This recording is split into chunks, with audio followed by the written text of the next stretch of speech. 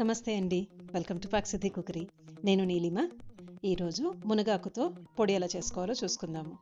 ఇది ఇడ్లీ, దోశ, ఉప్మా లాంటి టిఫిన్ ఐటమ్స్లోకి బాగుంటుంది, అన్నంలో కూడా చాలా బాగుంటుంది. ఇప్పుడు ఎలా చేయాలో చూద్దాము. దీనికోసం ముందుగా ఇలాగ మునగాకు కట్టలోంచి ఇలాగ ఆకులన్నీ విడివిడిగా తీసి పెట్టుకున్నాను. మరీ లేతగా ఇలా కాడ ఉంటే అది కూడా తుంచేసి వేసేయచ్చు. తర్వాత దీన్ని శుభ్రంగా కడుక్కొని ఆకునంతా ఎక్స్ట్రా నీళ్ళంతా కొంచెం ఇలా పిండేసి ఒక వస్త్రం పైన ఇలాగ వేసేసుకోవాలి, ఆరపెట్టాలి. ఒక 24 గంటలంతా. అప్పుడు కానీ లోపలంతా తడిపోయి ఆరదు, నీడలోనే ఆరపెట్టుకోవాలి. చూడండి, ఇలాగా పూర్తిగా పొడి పొడిగా అయిపోయినాయి. తర్వాత ఒక బాండ్లీ వేడి చేసుకుని 1 టేబుల్ స్పూన్ పచ్చిశనగపప్పు వేయించుకోవాలి. దీన్ని తీసి పక్కన పెట్టేసుకుందాము. తర్వాత 1 టేబుల్ స్పూన్ పెసరపప్పు డ్రైగా రోస్ట్ చేసుకోవాలి. అసలు వీటికి దేనికి నూనె అవసరం ఉండదు ఈ దినుసులు వేయించుకోవడానికి. దీన్ని కూడా శనగపప్పు వేసిన పాత్రలోనే వేసేసుకున్నాను.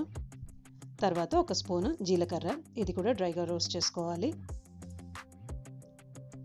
చూడండి, చిట్పట్లాడుతోంది, తీసేస్తున్నాను. వీటితో పాటు పప్పులతో పాటు వేసాను. తర్వాత 1 పావు స్పూన్ మెంతులు చిట్పట్లాడిన తర్వాత తీసేసి వేసేసుకోవటమే దీంట్లో. తర్వాత 2 టేబుల్ స్పూన్ల ధనియాలు, ఇవి కూడా దోరగా వేయించుకోవాలి. తీసి దీంట్లో వేసాను. ఇప్పుడు వీటిని చల్లపరుద్దాము.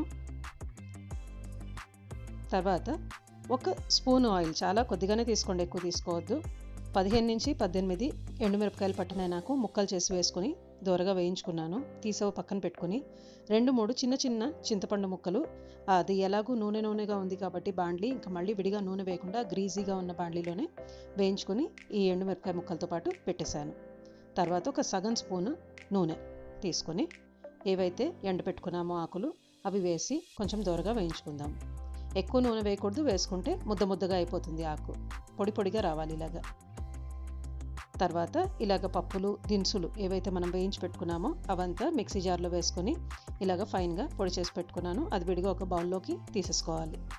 తర్వాత ఇలా ఎండుమిరపకాయలు, చింతపండు ఈ మిక్సీ జార్లోకి తీసుకొని దాంట్లోనే కొద్దిగా 2-3 వెల్లుల్లి రెబ్బలు కావాలంటే వేసుకోవచ్చు, లేదంటే లేదు. ఆ ప్లేస్లో మనం ఇంగో కూడా వేసుకోవచ్చు. దాంతోపాటు ఆకు కూడా వేసుకుని ఇలాగ బరగ్గా పొడి చేసుకున్నాను. ఇప్పుడు తర్వాత ఆల్రెడీ పొడి చేసి పెట్టుకున్నది దీంట్లో వేసేసుకోవాలి. మిక్సీ జార్లో వేసుకొని మొత్తానికి తగినంత ఉప్పు, కొద్దిగా 2-3 చిన్న ముక్కలు బెల్లం వేసుకుని ఇలాగ ఫైన్గా గ్రైండ్ చేసుకున్నాను. అంతా కలిపి ఇప్పుడు టేస్ట్ వస్తుంది. మునగాకు పొడి తయారు. చాలా హెల్దీ కూడా మునగాకు, ఒంటికి టేస్ట్ కూడా అంతే బాగుంటుంది. తప్పకుండా చేసి చూసుకోండి. ఎంజాయ్.